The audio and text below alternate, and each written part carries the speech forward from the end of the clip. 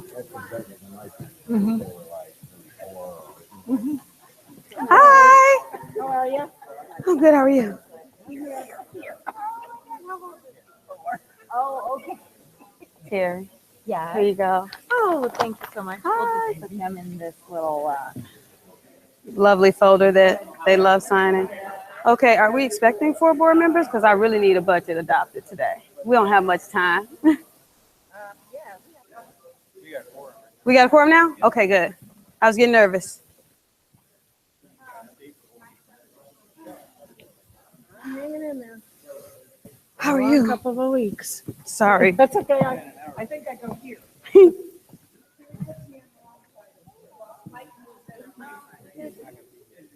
Oh, really? Kakona's email? Yeah, I'm gonna do it. How are you going to deal with it?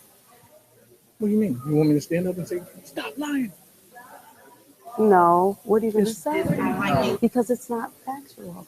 I had some data. I left it in my office. But like 10 of the 14 teachers are special ed teachers and reading intervention teachers that should be moving. That is the nature of their job, and they've always moved.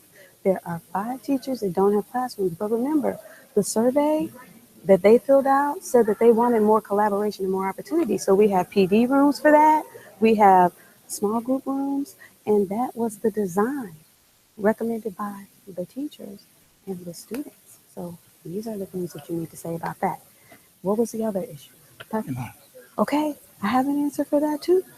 I do too. I've Kokona has there been every day. monitoring. I've been there every day. There's been at least 4 to 6 parking spaces open.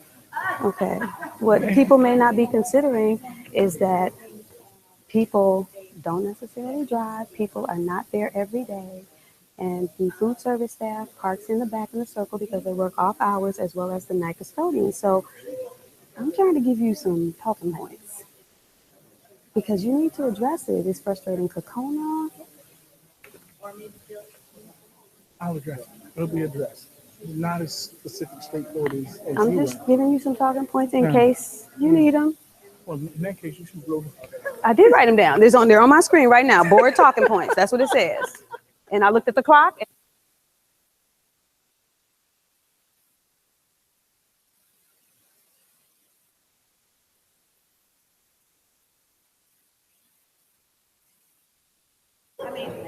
Am, am I on? Ooh, I guess I'm on. Testing. Testing. Should I go higher? Testing. Testing. Okay, thank you.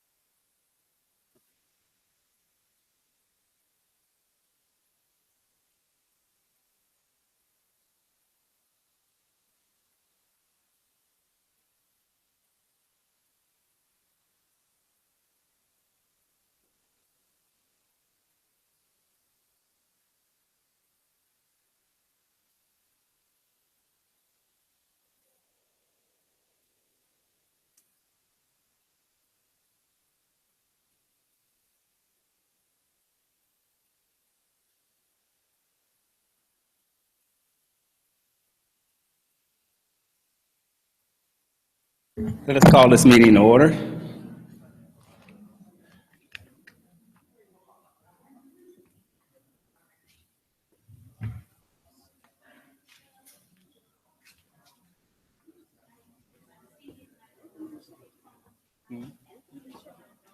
I'm trying to see who's the secretary here.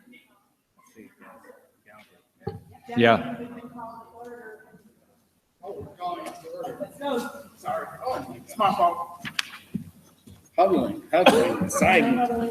Sidebars. Oh, jeez.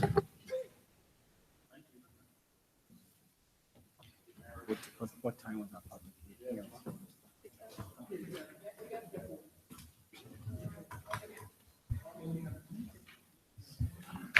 Okay, you got it?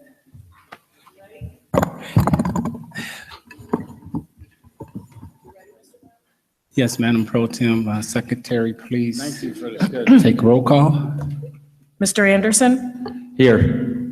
Mr. Brown, Here. Mrs. Gasparo, Dr. Hall, Mrs. Sanders, Mr. Teray, Hello, here. and I'm here, Galbraith. We're good. Okay, let us stand for a pledge, please. To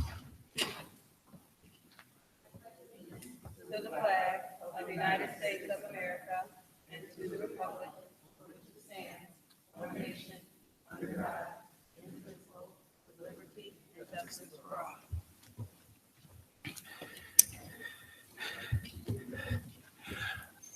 Okay, we're going to get right into our public hearing. 2016-2017 budget. And we will give the floor to Dr. Williams. It's yours, Dr. Williams. Yes, if I could ask everyone on the stage to please join the audience for our presentation.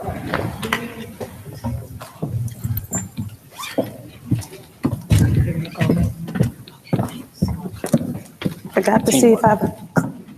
Oh, I do have a clicker. Let's do it. Sorry. I saw 3 people. I knew Mike was. Let's go.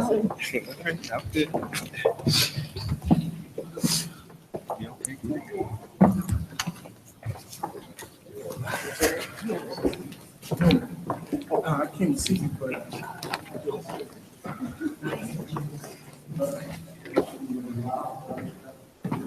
Oh,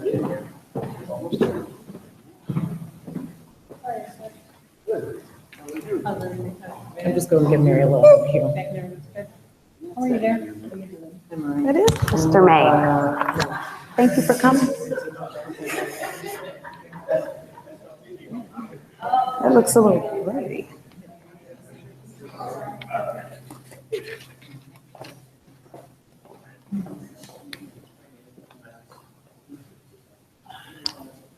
Good evening, everyone.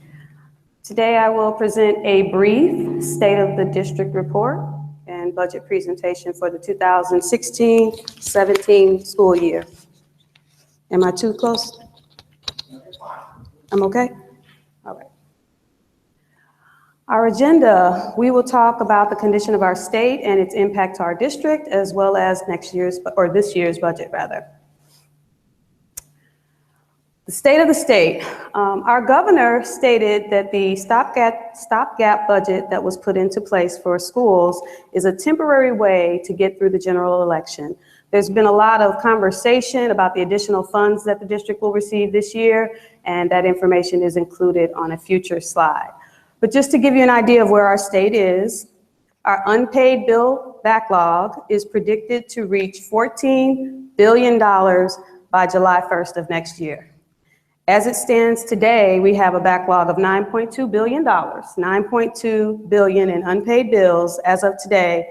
And if you want to compare that to last year we were at $6.3 billion. So that's a pretty significant increase over the prior year. In addition to that impact, the teachers' retirement system made a decision recently that causes the state to incur even more debt.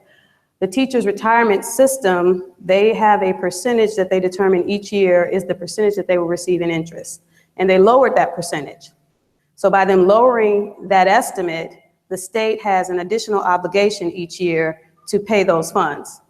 For this year alone, that additional obligation of the state is $421 million. So we have a backlog of bills today in excess of $9 billion.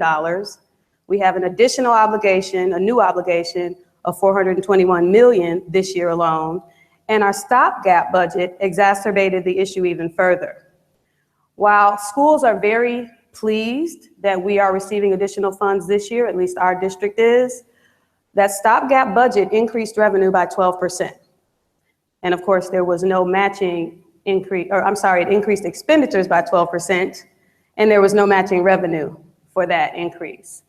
So the bottom line is that our credit rating, which was already poor, is the worst in the nation, and it's getting lower. In June, we were rated at 2 steps above junk level as a state. So how does it impact us directly? We look every year at how much the state owes us from the prior year by the time we have this hearing. So I looked this morning, the state owes us $1.3 million of money for last year. They have made payments of roughly $800,000 in July and August and September, but as of today, not September 13th, today, they owe us 1.3. What is the Illinois effect? The Illinois effect is basically what investors call borrowing in Illinois. Our state's condition is so bad that we are required to pay higher interest rates, even if we're a good insurer. Now, our district in particular, when we issued the bonds a few months ago, we were able to maintain our bond rating, but we paid a higher interest rate, like every other municipality in the state of Illinois, as a result of the financial crisis at the state level. There's been a lot of talk about the $1.2 million that our district will receive in additional funds this year. And I shouldn't say will receive, I'll say is anticipated to receive, because they don't know how they're going to pay for it, but they've committed to provide it. That 1.2 million does not offset the 7.5 million that we've lost over the past 5 years. These are permanent losses. The state has no intention of paying any of these funds back. As you can see, primarily we've lost money in general state aid, regular transportation, and special ed transportation. We've also lost funds relating to special ed categorical grants, but these are the largest revenue sources, so I wanted to highlight them here for you today. 7.5 million. So what is the overall state of our district? This slide shows you every year dating back to 2005, 2004-05 school year. In blue, you will see our expenditures, and in gold, you will see our revenue. As you can see, each year, our expenditures have exceeded our revenue, but in recent years, we've cut our deficit significantly. As you can see by the red on the bottom, our deficit 2 years ago was estimated at 4 million. We are anticipating a deficit closer to $1 million once we finalize last year through our audit, and the budget that I present in a few moments will show an even smaller deficit. So what does our future look like? Well, a lot of it depends on the state. Again, we have a lot of factors that are beyond our control that impact us every day, and the state of Illinois' financial crisis is the #1 factor. We have negotiations pending with both of our collective bargaining units. We're still working on our structural deficit and how to balance the budget. There is a possibility that the pension reform will come back, as well as the proposed tax freeze for the 2016 and 17 tax years. So our recommendations as we move forward are to continue with the zero-based budgeting methodology, continue to look at ways to become more efficient, and also to implement a preventative maintenance plan for our facilities so that they last a very, very, very long time. So now I'll jump into our budget for the current year. As always, we prepare the budget with the primary objective of providing the greatest opportunities within the financial constraints that we have. The administrative team spends a lot of time trying to figure out ways to be more fiscally responsible or fiscally solvent. I did meet with every administrator in the district almost to work on this budget, so there's been a lot of collaboration as we prepared this document. So the assumptions that were made for this budget are listed here. We know that property tax will increase no more than 1%. We know that the state will continue to prorate other sources. They're not going to prorate general state aid this year. We will see that increase for 1 year, but the other sources will continue to be prorated and the state will continue to pay bills late. Our federal revenue is expected to stay stable. On the expenditure side, our benefits we know will increase substantially. We had a significant increase to our medical costs, and we expect an inflationary increase for purchase services and supplies and materials. Our highlights are directly related to the assumptions. The local tax revenue will increase 7.75%. So again, less than 1%. Our general state aid will increase roughly 10%. Again, that's a temporary increase. Tuition paid to other educational facilities will increase. Now, we've increased our partnership with Prairie State College and the Kankakee Area Career Center. I believe we doubled the budget for both of these line items so that more of our students could participate. So those are good increases. But we will also see, of course, inflationary increases for out-of-district special education placements. And that's for students that receive special education services outside of our 10 buildings. We also have remaining expenses for the middle school project. Roughly $8.3 million will be paid towards that project. And that includes architect and engineer fees and the remaining fees paid for the actual construction. As I stated previously, our medical plan expenditures increased roughly 7.4%, and more than 50% of our employees, or roughly 50% of our employees, receive that coverage at the full expense of the Board of Education. So the Board of Education is incurring that increase on behalf of our staff. We anticipate that other expenses will increase, other benefits and expenses will increase roughly 3% as well. This slide provides a little bit of additional information regarding our revenue. Our local revenue is our largest revenue source, accounting for 68%, with property taxes being the majority of that. Other local sources of revenue are our student fees, our lunch and breakfast sales, things of that nature. Our state revenue totals $18.9 million, roughly 26% of our total revenue, with general state aid being the largest revenue source in that stream. And our federal expenses, or federal revenue, roughly $4.2 million, pretty stable, but it consists of title grants for low-income and disadvantaged students, professional development, and things of that nature. So we're looking at a total anticipated revenue of $72.5 million for the year. This slide provides the same information in a different format, just showing you how significant the real estate portion is in comparison to the other portions. Again, your real estate tax is your largest source. Your second largest source is general state aid. On the expenditure side, the majority of our expenditures come from the education fund, and the total expenditures planned for this year in the education fund are $51.4 million. Operations fund is another large fund, and that's where we pay for all of our utility bills, our custodial salaries, things of that nature. That's 4.1. Our bond and interest, $10.2 million. This year, that is about $1 million lower than prior years. You may recall from our conversations in June when we refunded bonds that we are flattening that out for next year and for the remaining 20 years. So you see 10.2, next year you'll see roughly 11, and it'll remain at 11 for the next 20 years. Transportation is another large source. Our district spreads 80 square miles, is it? 80 square miles. We have a lot of buses, and that totals roughly $5.6 million in expenditures for this year. That increase is roughly 3% over the prior year, which is what was specified in the bid that was approved 2 years ago. So our total anticipated expenditure is $81.4 million. When you back out the capital projects of $8.3 million, you're looking at $73 million roughly in expenditures.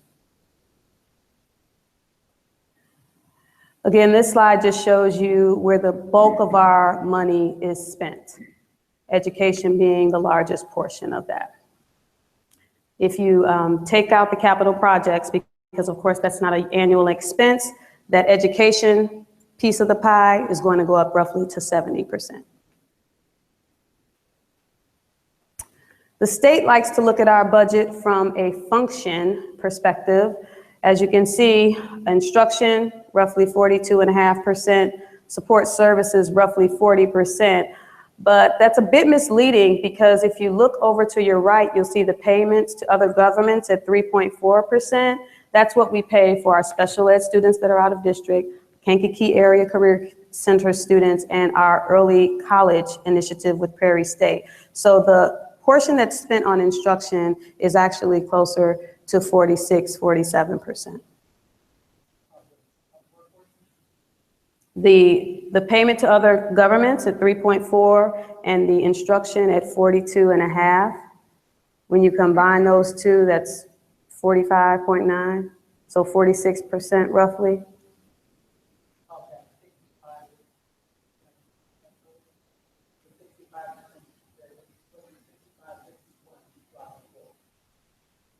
This side.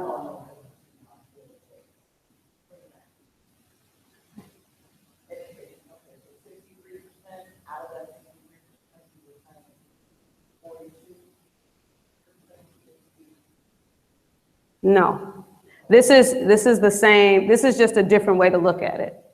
So this slide isn't related to this slide. This slide is just breaking it up between instruction, support services. So like your teacher aides, that would fall under support services, even though it's part of the educational process.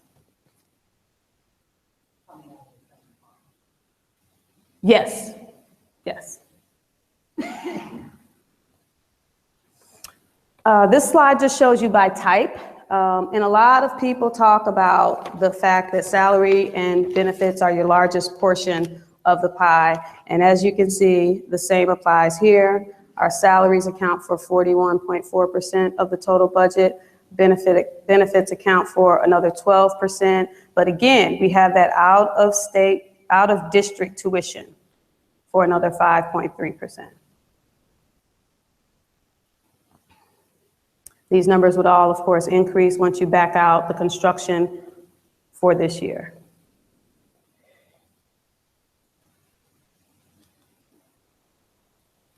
Did I break it?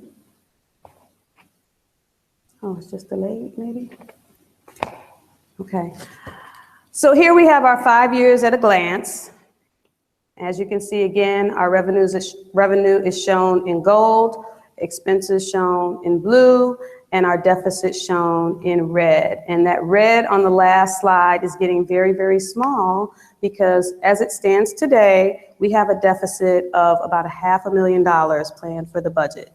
Now, with that in mind, please keep in mind that we are in the process of negotiating. So this budget will very likely be amended in the next few months.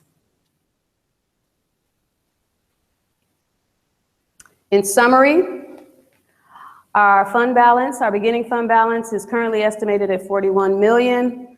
That may seem high to you based on information you've received in the past, and that's in large part because we have not finished paying for such a large portion of the construction project.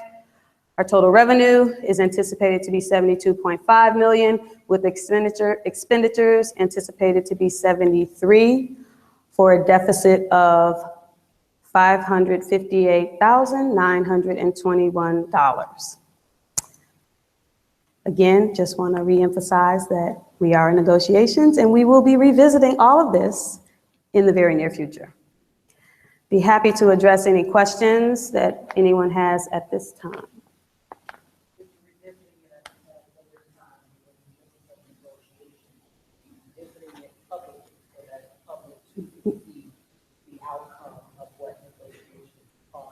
Yes, ma'am. We are required to go through this entire process again. So we will be having another public hearing as well as another budget presentation.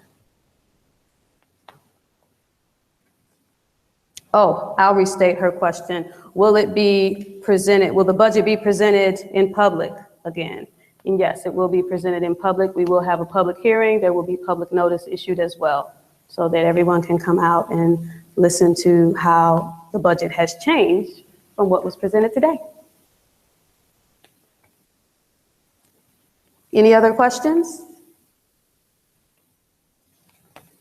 Thank you very much.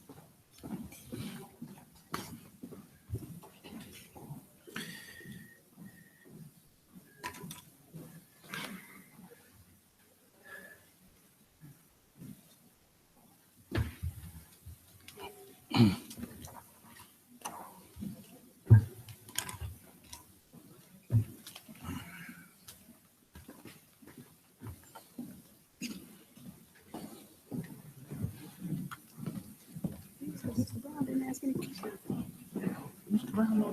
No. I'm not going to try this.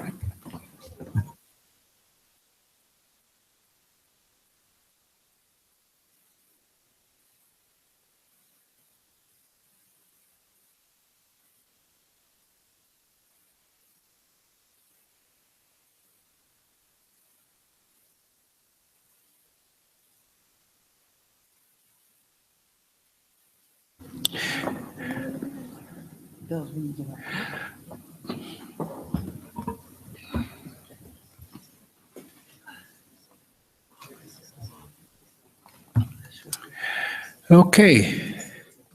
Well, thank you, Dr. Williams, for a pretty clear presentation. That's how I clarify a clear presentation when there's not many questions asked. It's a good job. Oh, no, that was short and to the point. Appreciate it. I want to give the board members an opportunity to provide any comments as they so choose regarding the budget. Mr. Brown, we need to actually officially open the public hearing. Okay, and then we can offer an opportunity for questions and comments, and then we have to close it. Okay, do we need a roll call on that? Yes, we do. We need a motion. Okay. I'd like a motion to open up the public hearing regarding the 2016-2017 budget. Moved. Second. We did it again. Did you? It's a race. Now, are there any questions regarding the 2016-2017 budget? I just have a comment.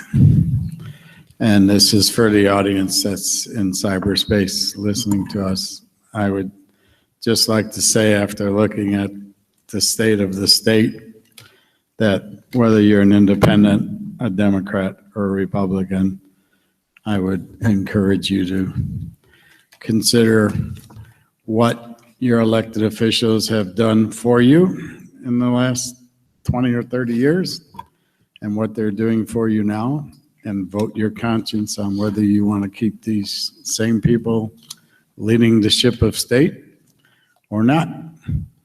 That's all I have to say. Thank you. Thank you. Any other comments? Okay. None from the public? Okay. I would just like to say, Superintendent, would you like to say anything? Are you okay? Okay. I would just like to say, again, we have many challenges within not only the state of Illinois, United States of America, within our school district, as many school districts throughout the United States. So I think that I'm proud of what we have accomplished as a district under your leadership, Dr. Cunningham and Dr. Williams, to get our budget in a very manageable position. Again, given the challenges. So I want you guys to continue down the path of efficiency. We don't have much leeway in our funds. You know, we still, I think you put it up on one of your slides about education is our most straightforward goal that we need to obtain.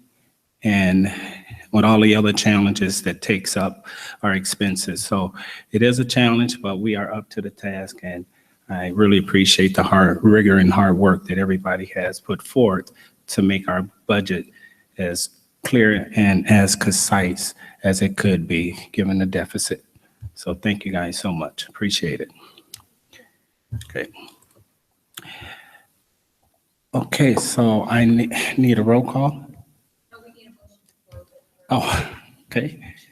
So moved. Yeah, again. Second. Okay, yeah, I did ask questions out, if anybody in the public had questions. Okay, yeah. Okay, so we had the motion to close. Okay, then we had them, Teray second. And Teray, you seconded? Correct. All in favor? The aye. Aye. All right. Any nays? Ayes have it. Okay, this time the budget hearing is closed, and we will proceed with our regular board meeting into public comments. Do we have any? No public comments?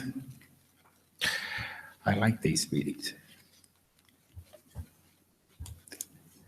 No public comment. Okay, no public comments. Okay, we're going to move right into the good news report.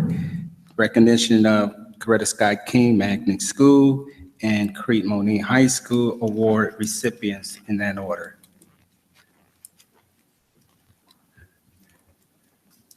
Okay. Do we need to sit down? Back? We can stay up here? Okay, thank you.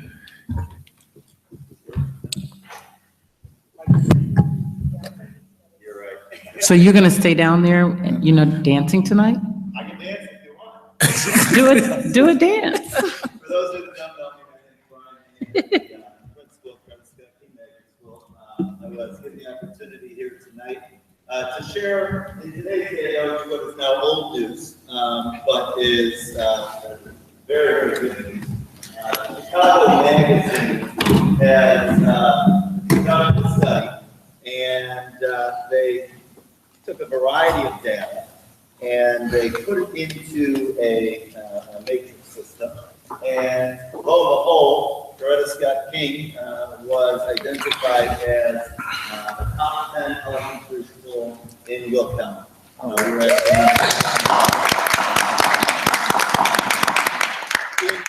looking at what's done over 2012, they did a similar study. And the majority of that study was really based on standardized testing data. And what many educators and the article will tell you is that standardized testing data is pretty much going to tell you how well students are going to do on the next standardized test. So this study took a lot more into account: school culture, classroom climate, parent engagement, student attendance.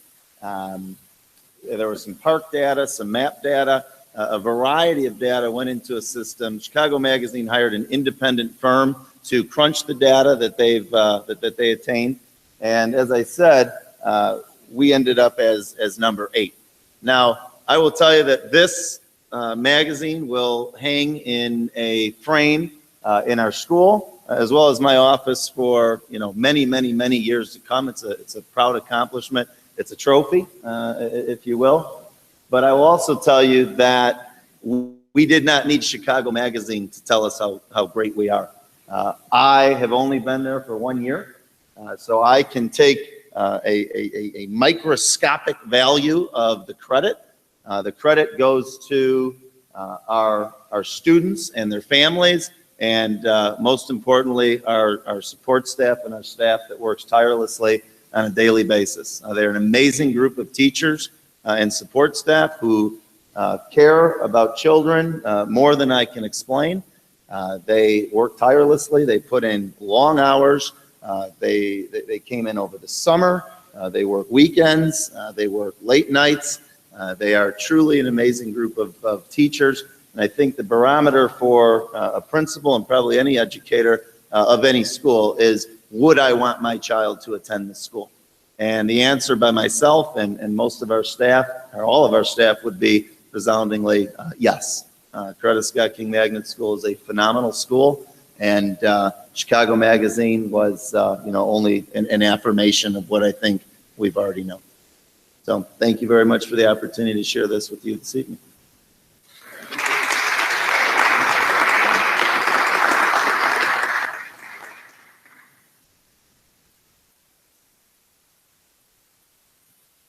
And following Mr. Main, I have the distinct privilege of presenting or sharing with the community and the school board what I think is this is a district award in my mind. Though it was awarded to the high school, or though it was presented and though the high school was recognized by the U.S. News and World Report at the bronze level, the work done in our district culminates at the high school. So when we see an improvement in test scores, we see an improvement in student behavior, when we see just all kinds of improvements, and when we are recognized, it's a recognition that I have the privilege to present on behalf of the high school, but really this speaks to the hard work done by all of our teachers, our administrators, our paraprofessionals, our cafeteria workers, custodians, and everyone in this entire district.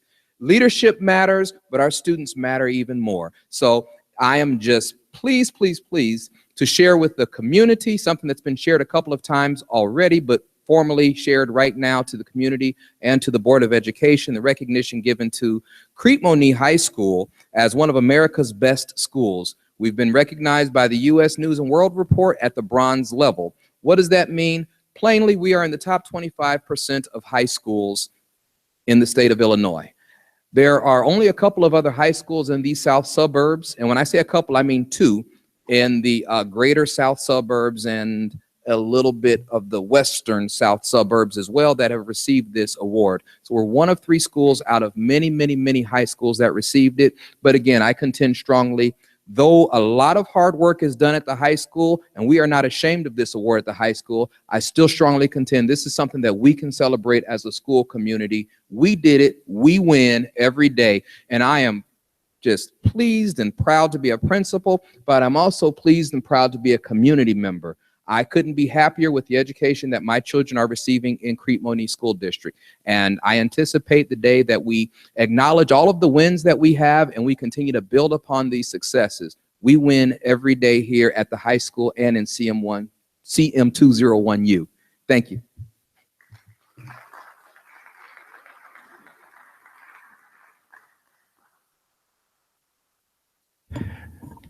Okay. Comments? Go ahead. Okay. I think it's important that we as a school district recognize and understand that we are an award-winning school district. You know, you see CSK today, you see the high school today. The 6th grade center was awarded. Crete Elementary School has awards. Our middle school was awarded what is called a blue ribbon, and that is a national award that not many schools get. I think it said just a little over 7,500 schools in the nation have received them. When you have more than 98,000 schools in this nation. You know, a little bit over a year ago, a group of reason our community make sure that we have in our high school. We have great middle school, great things going on in all of our schools. And we are blessed to have a standing staff who care about every day, whether it's a custodian, a paraprofessional, care that we says something negative about our district. It's not true. Yes, but we're an award-winning school district and we do a great job with our kids, and we'll continue that. Thank you. Thank you, Doctor. Cunningham, I forgot to read our mission statement. If you allow me, we'll do it right now. Our mission statement is to ensure that every child is challenged to reach his or her full potential academically, socially, and emotionally as they grow and develop into thoughtful, productive, and contributing members of society. So, at this time, I would like any additional board members to comment. I have a comment, please. To every student, teacher, employee, every one of you who works every day tirelessly with our students, to every student who comes in willing and wanting to learn, for every one of you that is going the extra mile every day, I'm with you, I love you, thank you, thank you, thank you. Okay. Board Member Teray, would you like to say anything?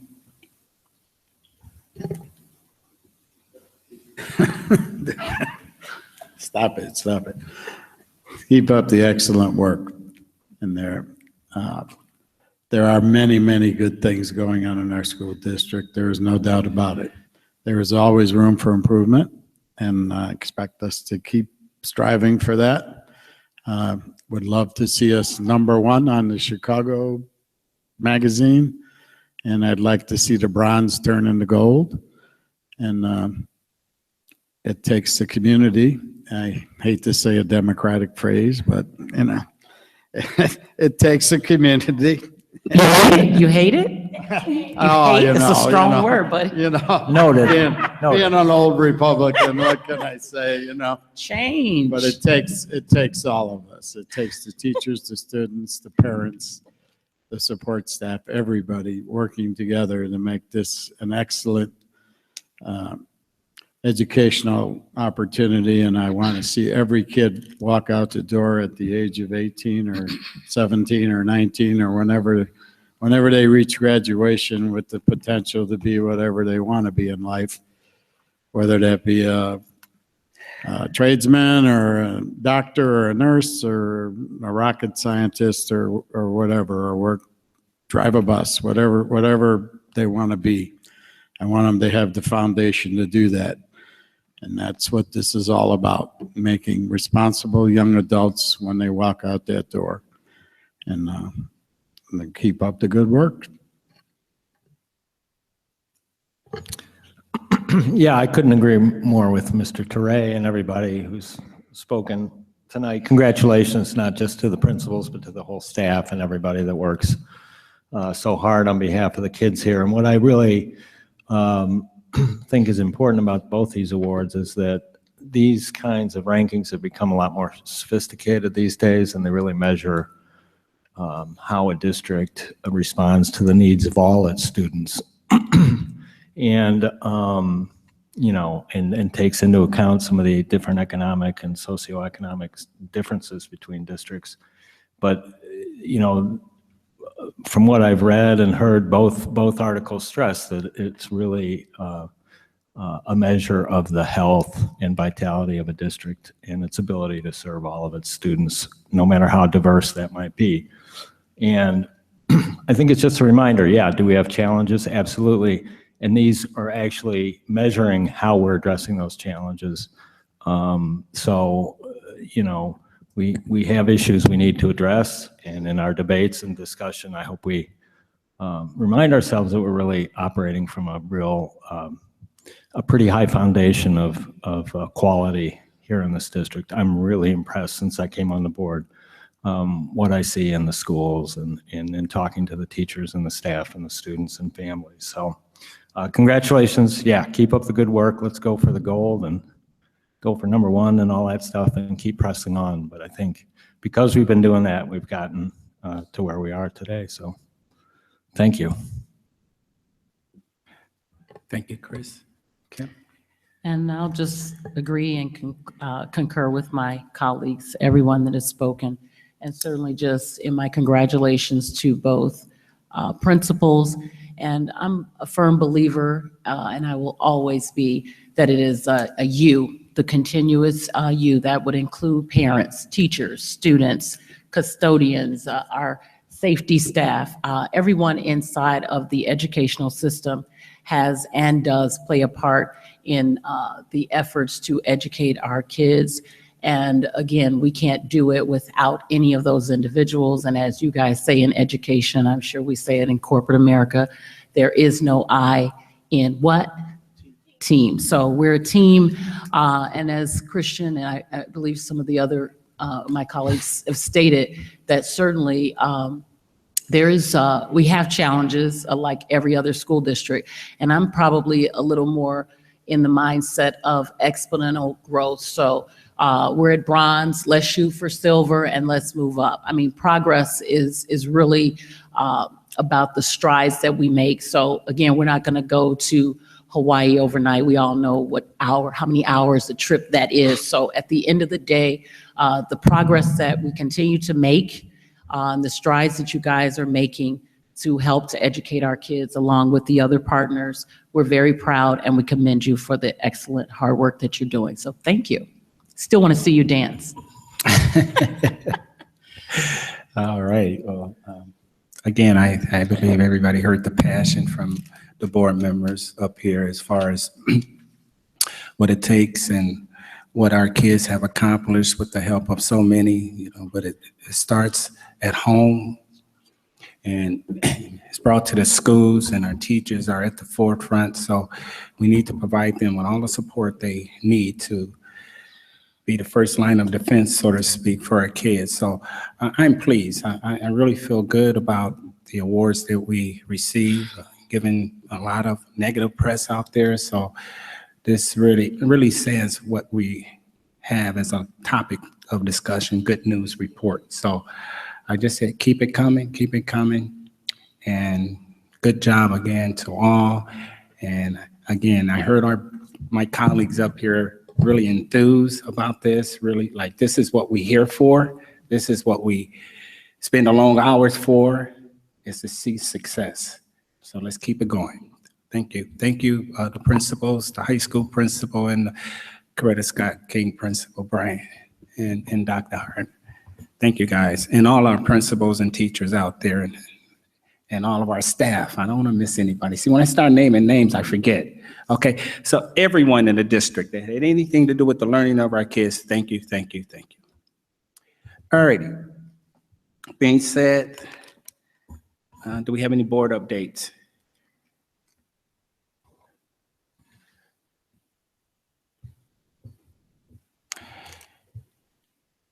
Dr. Hall, all I'm saying is she better watch out because this meeting is going to be over real fast.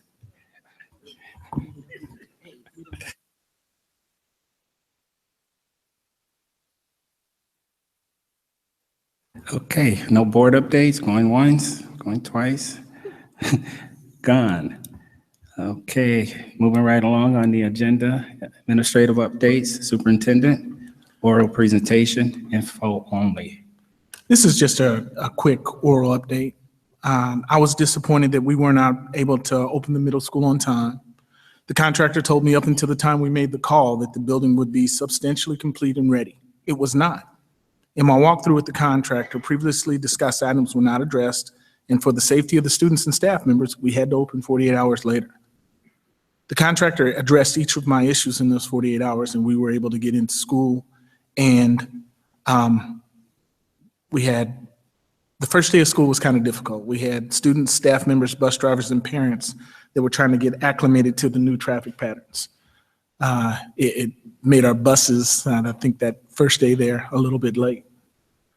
Since the beginning of the week, our staff members have been parking in the staff lot. I know there's words out there that says that there's not enough parking for it, but the staff members parking there has really improved the parking pattern. And what I've noticed, I've been there every day that I could, I've gone through the parking lot, there's 4 to 5 parking spaces open. So there's plenty of space for our staff. And then of course, there's still room for our visitors on the front part there. One of the other things that I just think is outstanding is our students were involved in the design of the project. And you can tell it when you see the bright colors. I can't wait to see the opening that I have here, coming to a galaxy near you. Mrs. Nash's wonderful sign that she sent out to everyone. It's outstanding, and it states on September 29th, 2016, from 9 a.m. to 9:30, we're all invited for that grand opening and ribbon cutting ceremony.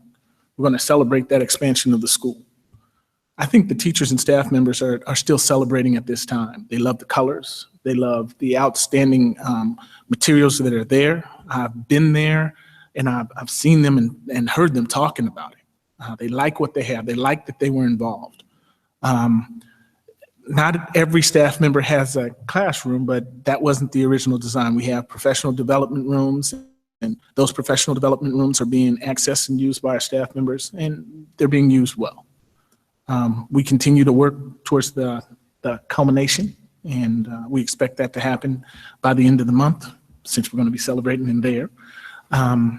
We don't have any issues or concerns that we need to bring it to you at this time, but we are going to be on them daily to make sure that we reach our goal. Thank you.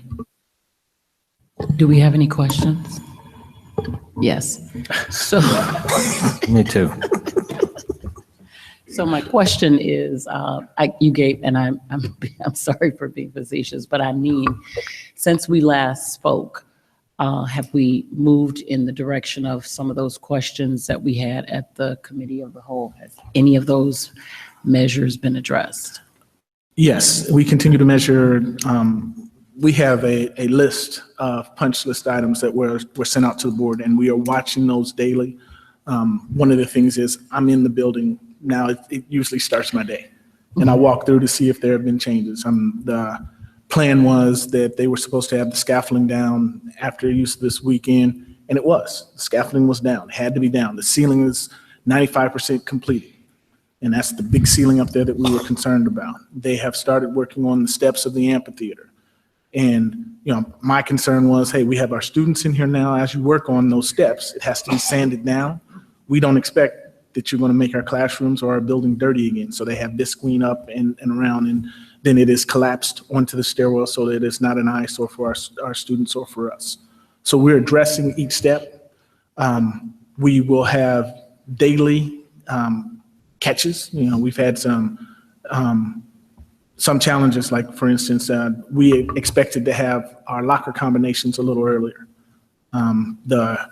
The paper said that they would be in yesterday. I talked to Kokona this morning. She has them all, and they're working on it.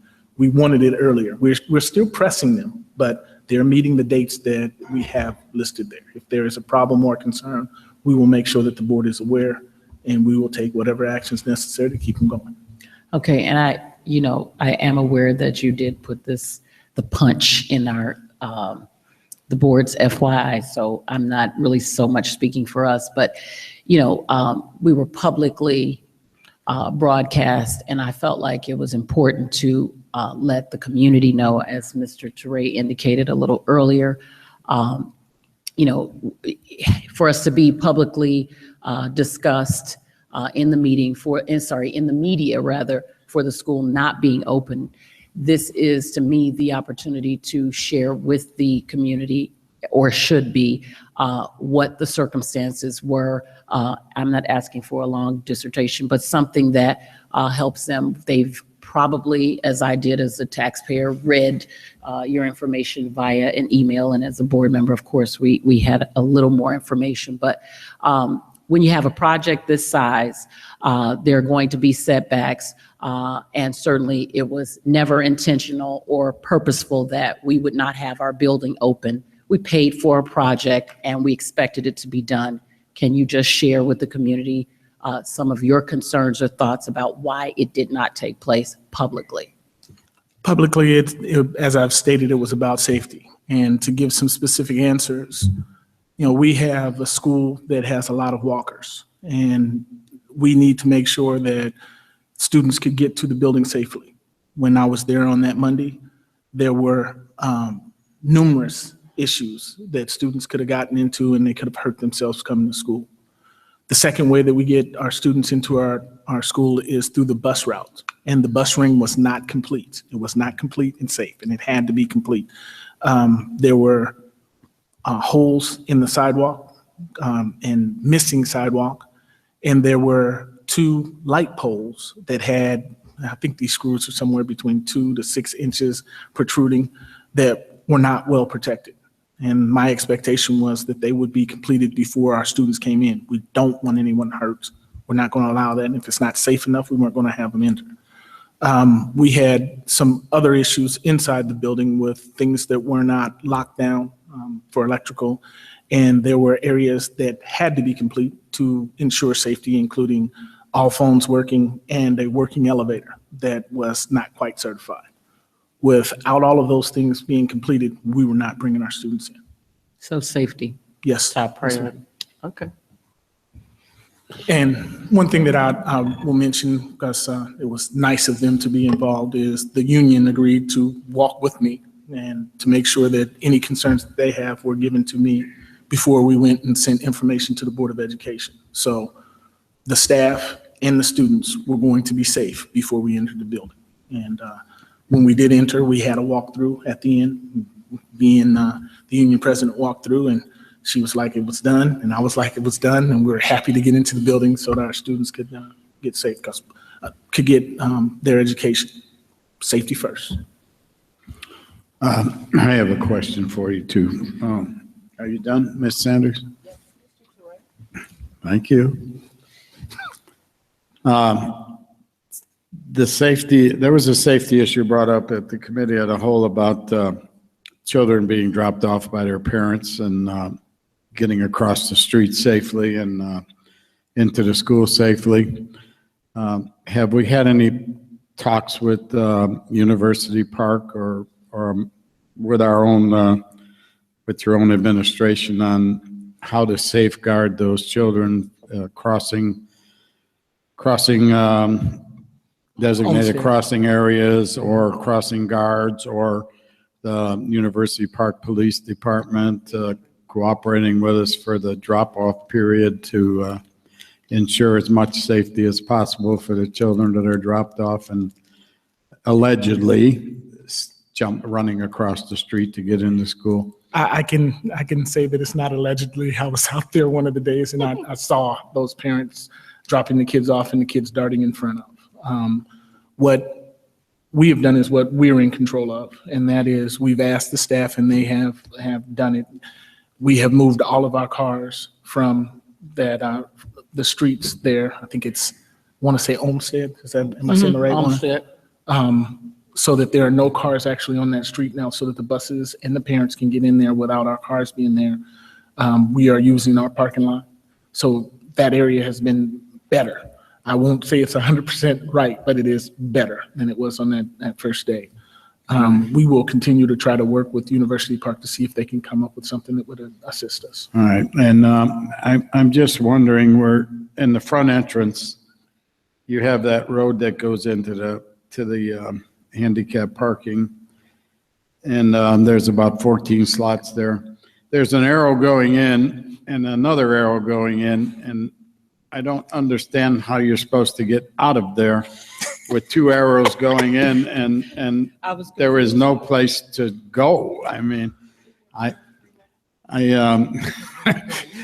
I'm hoping that can be addressed quickly and we can have an in and an out, you know.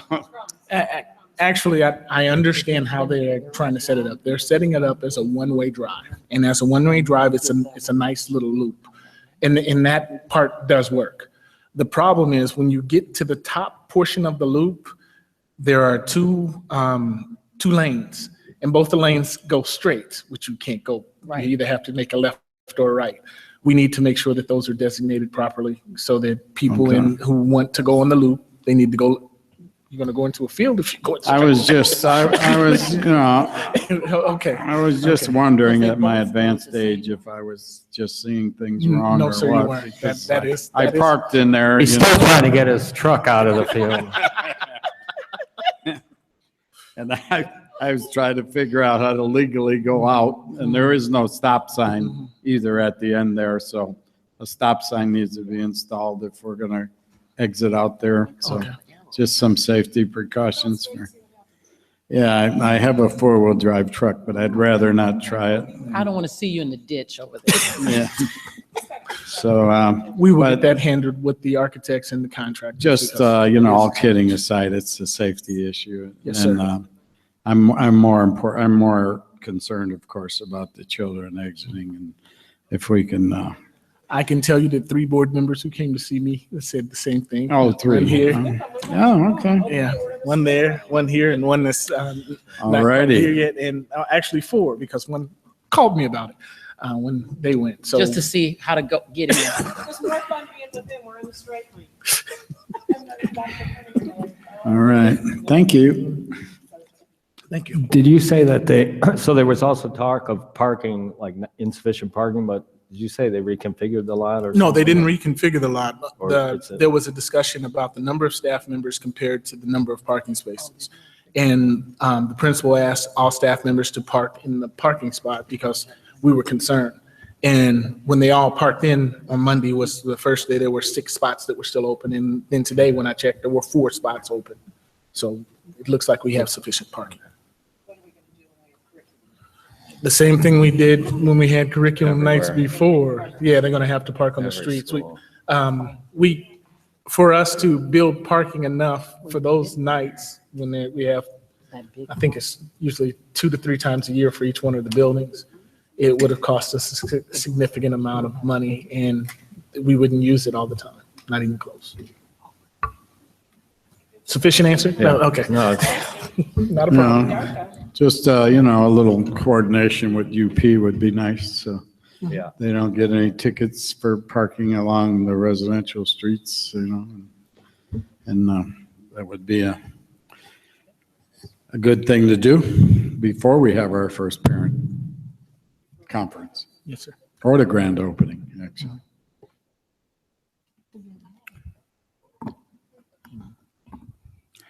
Okay, so yeah, Dr. Cunningham, get with your team and continue to monitor the safety of what's going on at the middle school with our kids and the in and out entry of the drives and the arrows pointing everywhere. And I came close to having a head-on collision too. I had to stop the young lady. She actually came in from the west side. I came in from. No, she came in from the east side. I came in from the west side. I was going the right way. And it said, do not enter. But I guess, and it says no right turn right at the stop sign. So she didn't see that no right turn. And when she approached the stop sign, she didn't see that do not enter. So opportunity there, okay? So let's really look at that, get with the architect, get with Dr. Clark and the rest of your team to make it better, right? And I do just have a quick comment on the punch list that was sent out. This is me, this is what I'm recommending, that we, and Dr. Cunningham, you submit that punch list to the board on a daily basis, at least until the 29th, on what we have accomplished. If you guys don't mind getting the email. 28th. Is that the 28th? What is it? We have the first one on the night of the 28th. That's the There are actual. separate invites for different audiences. Oh, that's the other side, the It's on 28th. there. But that makes it even worse because we have some deliverables. I think the amphitheater flooring is not going to be finished till the 27th. That looked like it's going to be an issue. So we need to move this stuff up. If we need to work overnight, the midnight hours, we need to do that. Okay, we can't wait till the last minute. And we know how we have been kind of, for lack of a better phrase, cheated. So let's look at all of those items that we need to make this happen on that punch list and see what we need to move up. Because I don't think the board want to hear on the 28th that we didn't quite get it done. So we have a week to put a lot of strength into what we need to do and just start checking off and marking off and giving the board an update every day. That's how I feel on it. You guys, it's not micromanaging, it's just, yeah, just an update. So you can bug us consistently. You guys for the are rest up, of you the- guys we are. agree to yeah, that. you guys are updating the list, so just, now we can see it. If we have any questions, we can act accordingly. All right? So let's put a little bit more rigor to that punch list, and you want to change that punch list over to an action item, feel free to do so. All righty. And any more questions with Dr. Cunningham? No Updates? question, but Dr. Cunningham, only thing I want to say is the communication piece. Essentially, my initial question earlier statement was just that whatever is taking place, that for as much as we can, make sure that the communication plan is in place as far as updating the community on where we are. Again, I'm not talking about tile isn't on this wall, but to reassure individuals that their students are in a safe, I mean, we know the kind of the things that, the nitpicky kind of things, but at this point you stated that we're in a safe environment, their students are in a safe environment, but I'm saying we're getting updated on kind of the bric-a-brac, if you will, for lack of a better term. And I would just like to see some consistent communication to the community where you can update them, especially if there's going to be some surprise. I don't think that I just want to be the only one, or any of us want to be the only ones. If you're going to give it to us and it's going to be a surprise, send it simultaneous so that people are aware of it simultaneously, and it doesn't have to come from the media. We shouldn't be surprised. In fact, I meant to ask you guys the other day if you had a system in place that as people are going through the building, and I'm talking about your staff, and they see things, because you know what's going to happen. The report is going to come out. They didn't fix these things, and this is left open. If we could have a system which allows individuals to kind of report these things in so that they're not surprises or something maybe that a kid comes across. But since we're in this kind of process of continuing to be in I guess a construction mode, there are going to be things that even though you walk through the school every day, you're going to miss. But some kid will come past, I don't know, we don't deal with lead anymore, but you know, just something that we should be addressing. And it's fine as long as we have more than one set or how many ever sets of eyes that we would allot. So just some system. I know we have the system in the schools with the survey, but if you could maybe develop a plan, Dr. Clark, and your team, that allows people to know that we're open to receive any continuing, well after the ribbon cutting and all that. We don't want people to feel like we're done, that we still want to be a part of or them and us. We're very much concerned about what's happening on a regular basis in this place. Yes, ma'am. Okay. And I want to just be the caboose here. I would like you to please bring to us, hopefully by the next board, not the next one, which is next week, but October, if you can give us a realistic idea of what type and how many professional people we need to implement this preventative maintenance program throughout the district, and see where we need to go on this. Recommendations from our newly hired professional superintendent of maintenance on what we need to actually have a working preventative maintenance program, and not just one in name, that addresses the issues of not only the buildings but the grounds, and keeps everything up the way we, this award-winning school district, should have it.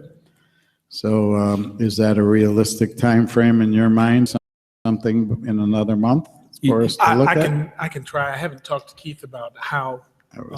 I'm sorry. I think, even Board Member Touré, I think even before that, I think there's an opportunity for us to have a little bit more conversation as a committee as a whole.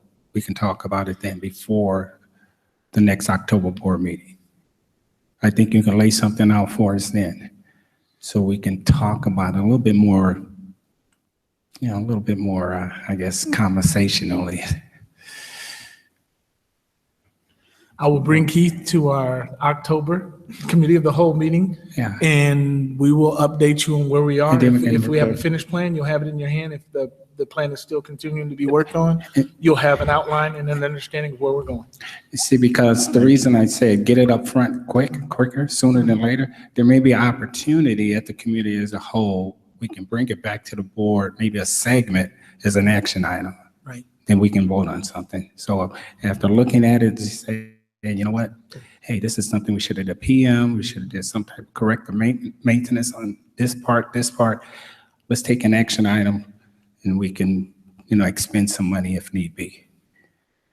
Yes, sir. Yeah, I would hope the committee of the whole too would provide an opportunity for the board members to share their perspective on the needs, and what they're Yes. hearing from the Yes. community and other stakeholders. Absolutely. Right? So, Absolutely. yeah, so. So we're going to take advantage of that committee as a whole. Maybe some options on, A, B, and C or something on here's what we could do, a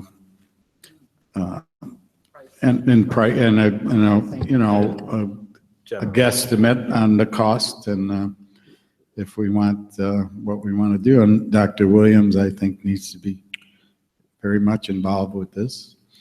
So. And we don't want to. Actually, yeah. Head football coach came to us. Was that last week? It just seemed like it was yesterday. Was that last week? And a soccer coach, right? Yes. Very correct. passionate about maintenance, basically.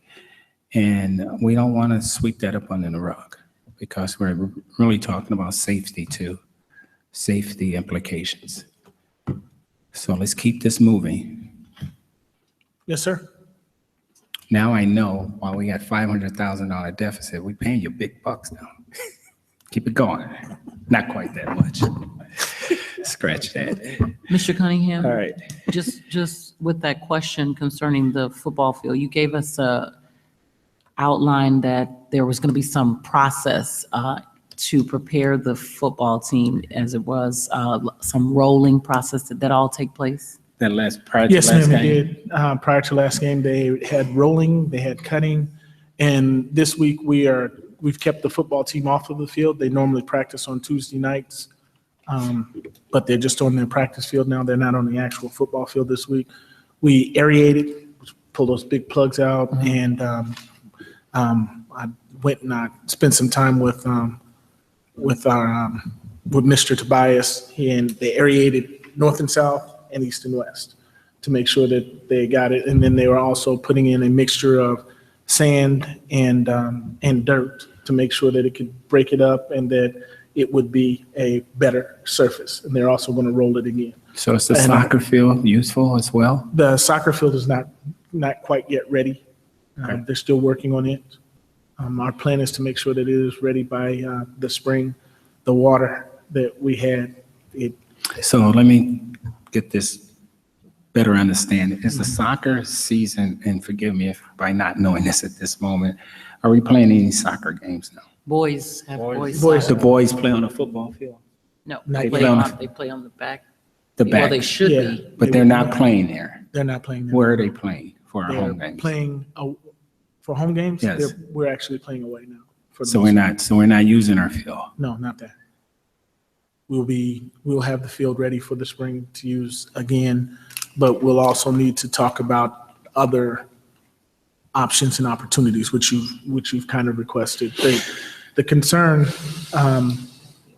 that you have is where we've placed that field. It's kind of tough. Let's have some That's what I comment. said. We need to ramp it up, have some conversation. Yes, sir.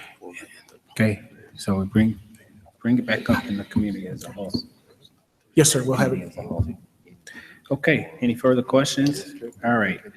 If not, can I have a motion to approve the consent agenda? Moved. Moved by Galbraith, Second. second by Trey. Any questions? I would just like to ask again, I guess I don't remember when this was brought up, but it's really hard to read these things on their side. There's 100 pages on their side.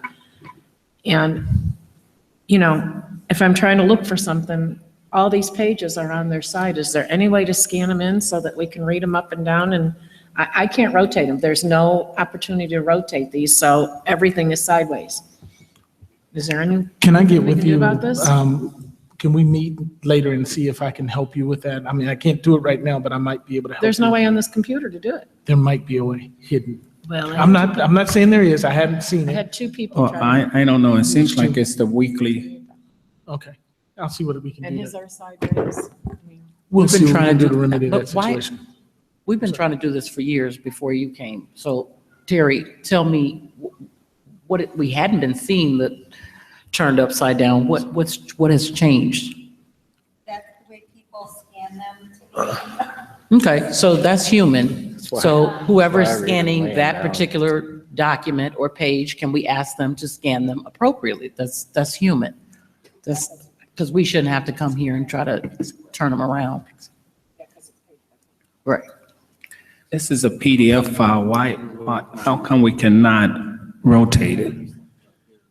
We will. I don't even see the, We don't need to rotate it. It should but I'm be just scanned saying, in but we properly. should have that function to rotate. I don't see it. As a PDF. Well, it's taking me all the way off. of- Mrs. Galbraith, Ms. Galbraith, we'll spend some time with our IT people and we will get that fixed. It's simple enough to fix. It's Right. I have Yeah, different ways to do it. There's a bunch of Should be different, view. we will get it fixed. There we go. View. I just read them lying down. Mhm. I read them lying down. And that's still, Okay. We have a motion on the floor for. And I was going to read the, and then they can go. Okay. Yes, just waiting for a little. Okay, for the approved consent agenda, 9A is approve agenda of bills, and 9B is approved date changes for the April 2017 board meeting. That's it for the consent agenda this evening.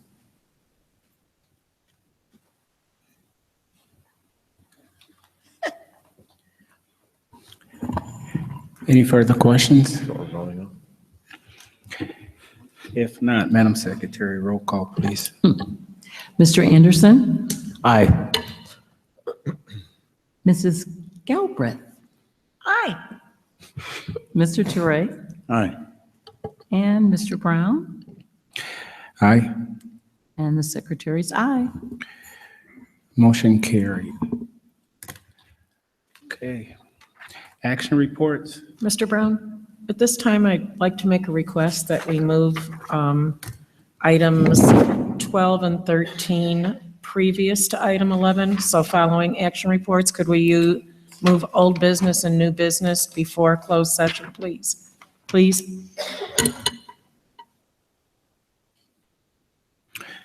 So item 11, what is it? Move 12 and 13 before 11, so the public or anybody else out there doesn't have to wait through closed session for Oh, okay. old and new business. Can we move number 12 and 13 previous to number 11? Okay, there's nothing we need to discuss. No, just move it. Oh, okay. Yeah, I have no problem. Can I have a motion to move?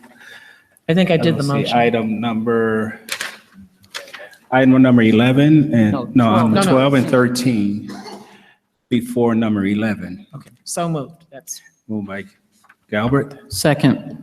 second by Sanders. All in favor? Aye. Aye. Any nays? Ayes have it. Motion carried. You're welcome. Okay, so on the action report or reports, human resource. Okay, can I have a motion to approve the employment of certified staff and reassignment of certified staff? That's all it's showing here. I got to put the motion out there first. Do you have a motion? Moved. Moved by Board Member Teray, second. second by Board Member Galbraith. Okay, HR, Okay, here we go.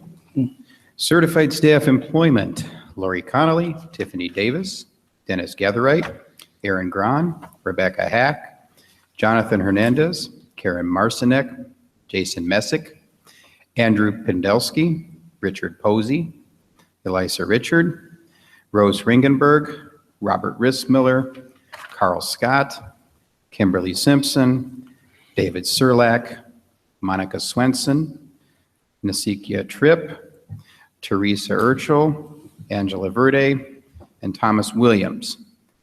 Certified staff reassignment of Paula Moon. Certified staff of intent to retire, Beverly Batras. Certified staff leave of absence, Julie Ferguson, Erica Maynor, and Joanne Sheed. Certified staff return from leave of absence, Deidre Jenkins, Sarah Mockamer, Julie Pagliocco, Sarah Valerio, and Jody Vanderzee. Certified staff resignation, Julie Chawley, Ebony Grisby, Kevin Krillick, Mitchell Michalik, Robin Radford, Tara Viewig, and Brian Webb. Educational support staff employment, Angel Avidia, David Burchett, Kimberly Dahl, Ayana Joseph, Holly Mann, Patricia Marquez, Lisa McGinley, Stacy Mitchell, Florence Morales, Marcia Smith, Silver Smith, Phyllis Taylor, Joseph Tukes, Michelle Twardy, and Linda Wright. Educational support staff reassignment, Guy Cummins, Jennifer Kosinski, Kamaya Lewis, Brandon McGriggs, and Gary Ritter. Educational support staff leave of absence, Linda Zurich, Margaret O'Brien, and Kathleen Schwartz.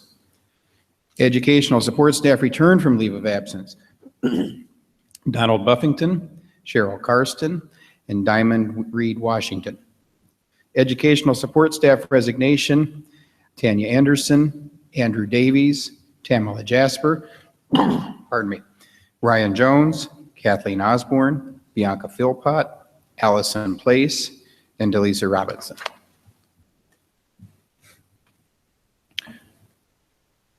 Okay. Oh, no, he's not done. Because I'm I don't think he's done. You're not done, are you? Was that it? That was it. I got another page. Okay. Did it come twice? Do you mind, Oh, okay. yeah, do you mind going back over the certified staff resignation? I'm on page 110. Could you read those names again? For the certified staff, am I looking at it right? I think I'm looking at it wrong. On page 110, Yeah. which item? Okay, Is it return from leave of absence? let me play catch up here a little bit. I'm sorry? Okay.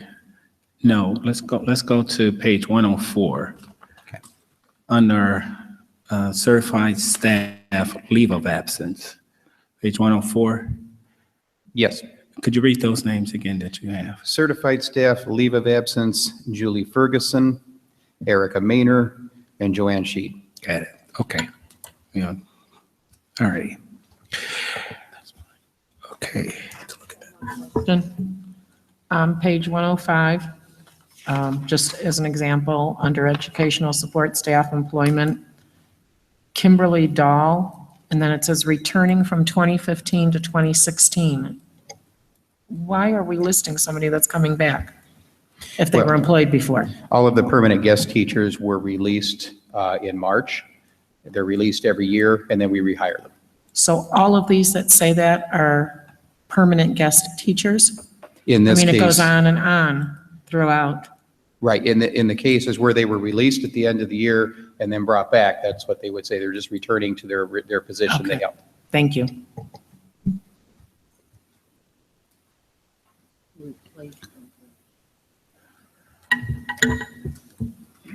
Okay, so we have this one clarification under action reports, human resource. We have 3 different action items. Is that correct? And No, it's only one. so the personnel report,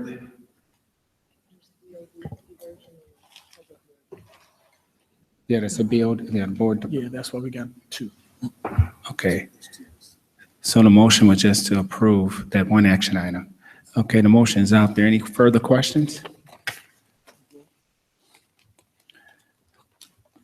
Madam Secretary, roll call, please. You want a few minutes? Okay. Mr. Anderson? Aye. Mrs. Galbraith? Aye. Mr. Toure? Aye. Mr. Brown? Aye. Mrs. Gasparo? Aye. And Secretary's aye. Motion carried. Okay. Can I have a motion to adopt the Y-17 legal budget? Moved. Moved by Board Member Toure, Second. second by Board Member Anderson. Do I need any discussion from you? Business? Hello again,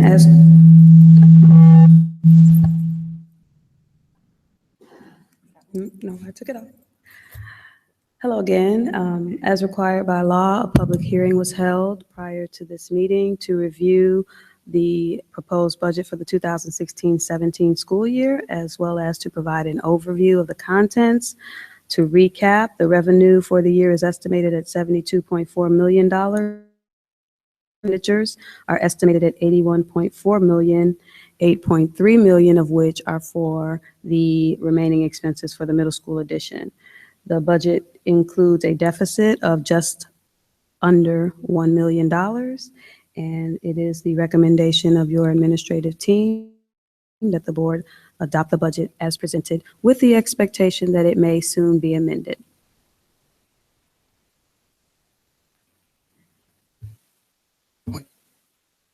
We have a motion on the floor to adopt the Y-17 legal budget, correct?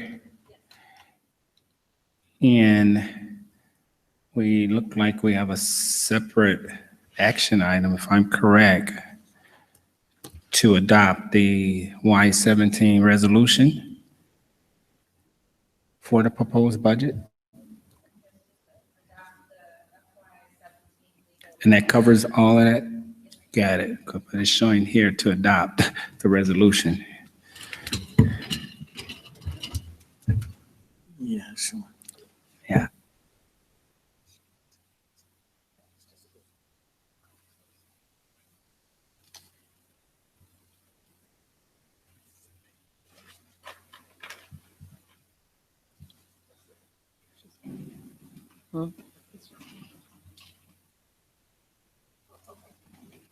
Okay, Dr. Williams, put all the necessary document, historical budget summary, legal budget, budget executive summary, tentative budget, resolution, the whole 9 yards, certification of the budget, appropriation, so on and so forth. So motion is out there. Do we have any further questions?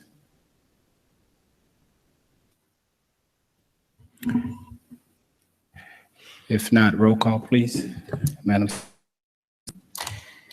Okay, Mr. Toure? Aye. Mrs. Gasparo? Aye. Mrs. Galbraith? Aye. Mr. Anderson? Aye. Mr. Brown? Aye. Secretary's aye. Motion carried. You're welcome. Okay, do we have any old business?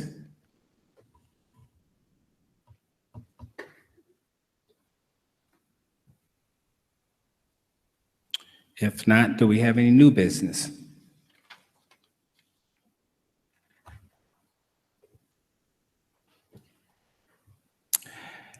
If not, can I have a motion to go into closed session for the reason of legal district issues?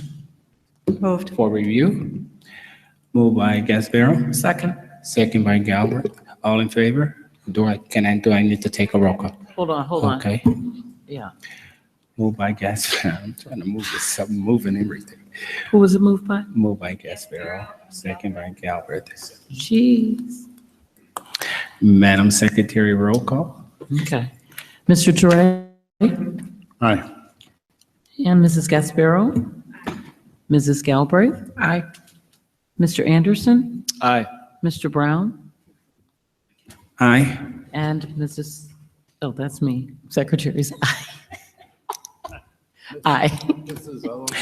Okay, we are now going into closed session, and we will be in closed session about an hour.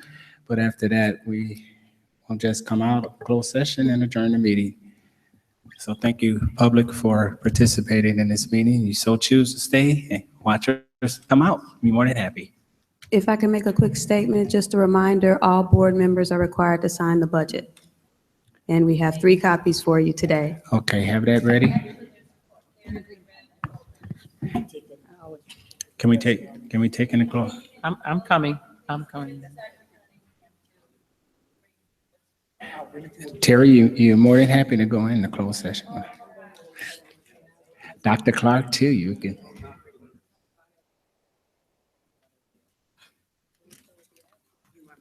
Let me ask you a question.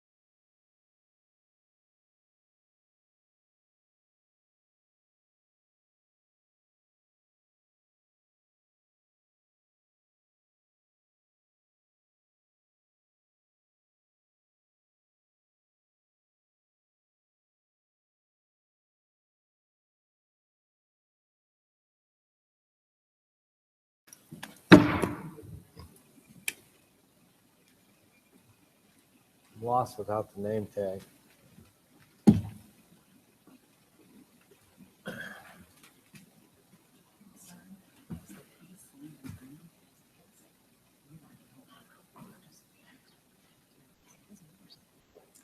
Right, I don't know. That's my So there is documentation in that.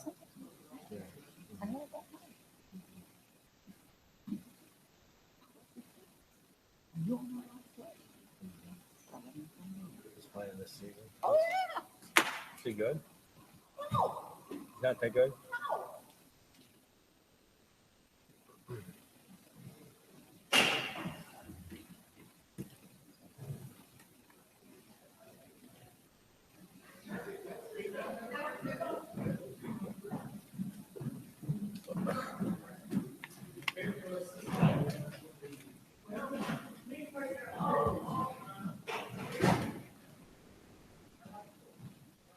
I gotta get to the men's room soon. They all kind of had turkey, they had We ham, gotta adjourn. they had, I think they even had egg salad in there. I'm glad I didn't do this. I was thinking about doing this. Oh, is Bill still here? I just had a stupid question for him. What are we doing? Yeah. She's taking right. the information. I'm trying to burden her. I have not spoken to her. I will show you what she, Yeah. this is the first anybody, there's just been one person that's talked to her. And again, you know me, you know I'm never on my phone, but, A premonition.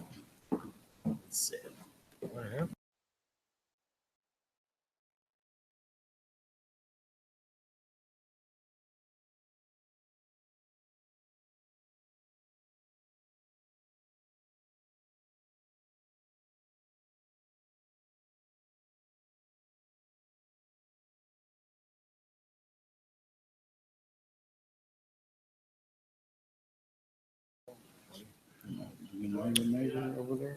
huh? Bob? Don, Have you seen I'll that? see if we can- took our computers. I mean, I will talk to her tomorrow. It's gotta be pretty gross. Oh, yeah, definitely, definitely.